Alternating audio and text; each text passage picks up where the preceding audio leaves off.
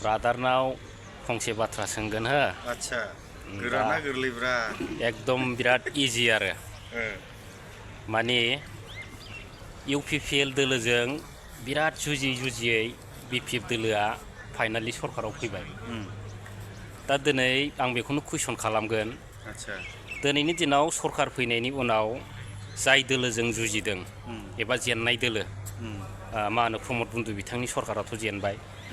दा नैबे बिटिसिआव फैनानै जों खोनाफैबाय दिनैनि दिनाव इउपिपिएलनि गोबां माने मा होनो बिदिखौ दुगामाराफोर सेलादार बेलादार बिथांमोना दिनै स्किम नागिरनानै माबा माबि नागिरनानै सोरजोंबा सिं माने लोगो जानानै माने खामानि नागिरफैदों होनना बुंदों आरो दा ब्रादारा बिनि सायाव मा बुंगोन?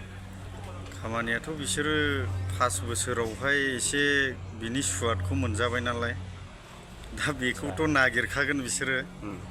ओमफ्राय जोंनाबो सरकारा बिसिनि बायदि ना गोरान फोरानग्रा बायदि नङा नालाय माने खुला खुलि बांद्राय बेबायदि फोरानद्रायनायबो गैया। माने बिसोरबो बर' जोंनाबो बर' बेबायदि स्टाइलाव नालाय खिन्थु एक्सुवेलि बै बिसिनि समावहाय जों बिपिएफनि मानसिफ्रा लाजिना रावबो फैयामोन। 5 बोसोर फैखायाखैनो गोबां मानसिफ्रानो। आच्छा खिन्थु बिसोरो एसे सुवाद मोनबाय दा गारनो हाला आरो बिसोर फैखागोन।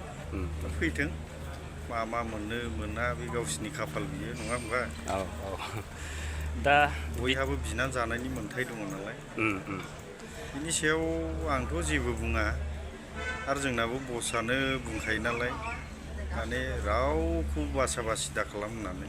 माने बिसो लिडारनि आखुआ नैबेसो आरो माने माइगाब जुजाय गैया। बिसिनि बायदि ना गोरान फोरानलायनाय मानाय सोरनिबा हा धोन सम्पति बेफोरखौ नोजोर होनाय जोंनिया बेबायदि नङा नालाय। बेखौनो सानो आरो आं।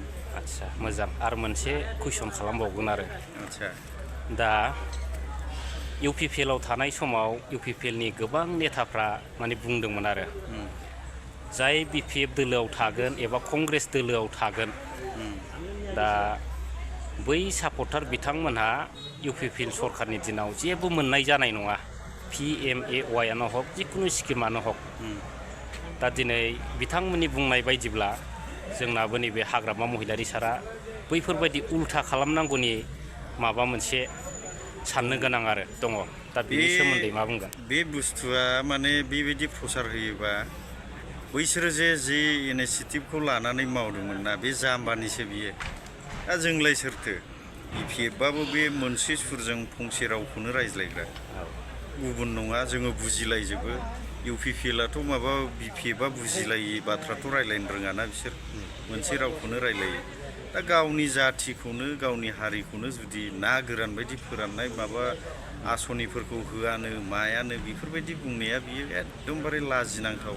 आरो बुंनो थाङोबा बिसिनि जेननायनि मेन खार'ना बेनो माने गावसिनि मानसियानो खुद बिसोरखौ मोजां मोनाखै। आरो इएमफोरनि भाषाखौथ' नोंबो खोनाबोखादों माबायदि रायलायो माने खुनु मिनिं गैया। दा बेनो बिसिनि जेननायनि खार'ना माने बिसोरो जाबायदि डिसिसन लादोंमोन बियो फेलार बेनो आरोखि। माने बुंनो थाङोबा बिथांमोना माने लिडारनि कुवालिटि गैया आरोना। दा दिनै दान्दिसे सम बिटिसिआव फैनानै नोंथाङा माबायदि गोजोननाय मोनखो? गोजोननायखौथ' मा बुंबावनो 5 बोसोराव आगानखौनो होआखैबा बिटिसिआव नङा होमब्ला?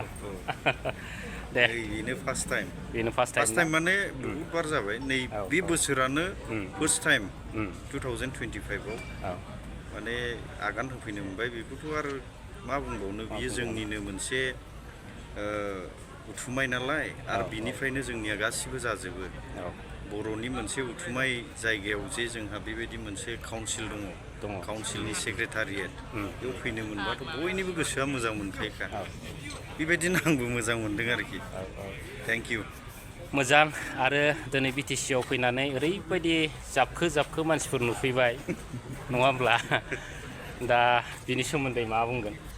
जाबखो माने बेथ' फैखागोन बियो गावनिनो जायगाखा नालाय बियो रावनिबो मालायनि नङा।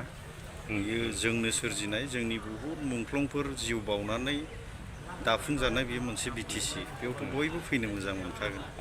बेनो आरो आंनि साननाया। आच्छा थेंक इउ।